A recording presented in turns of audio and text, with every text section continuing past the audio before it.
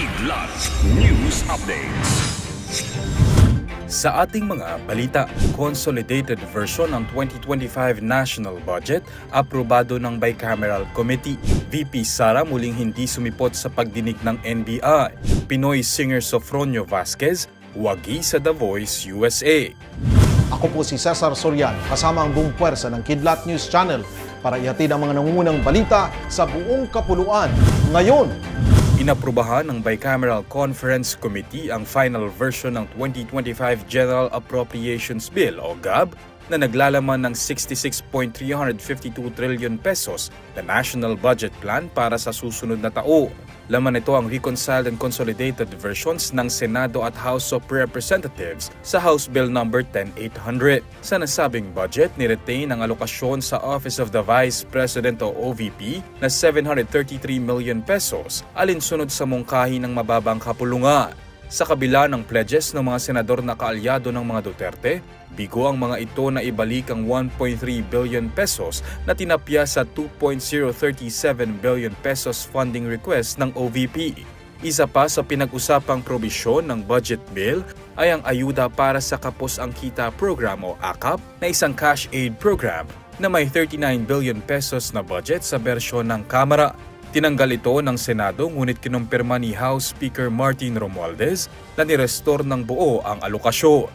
Inaasahang mararatipika ng Senado at Kamara ang Bicameral Conference Committee report ngayong hapon na siya namang isusumite sa Pangulo.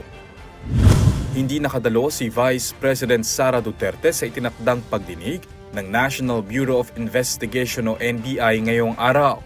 Sa halip, ang kanyang abogado na si Attorney Paul Lawrence Lim ang dumating dala ang liham mula sa Office of the Vice President.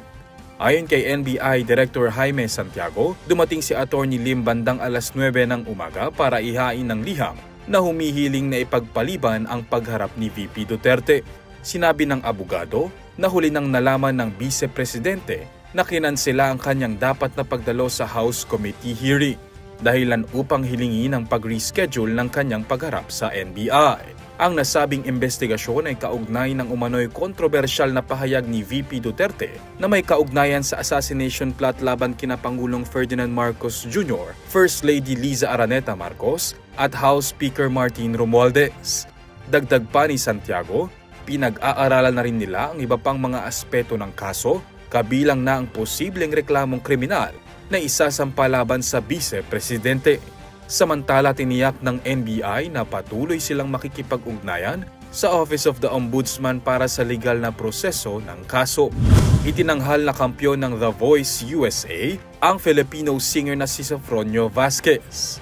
Sa Season 26 Finals Night na ginanap Martes ng gabi oras sa US, itinanghal si Vasquez bilang kauna-unahang Asyano na nanalo sa hit American Talent Show matapos itong makapagtala ng pinakamaraming bilang ng boto.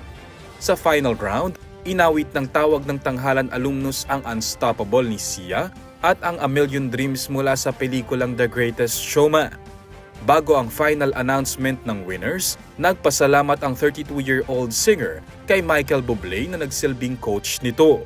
Nakatanggap si Vasquez ng $100,000 na grand prize at recording contract. Para sa Kidlat News Update, Renzo Lenon nag-uula.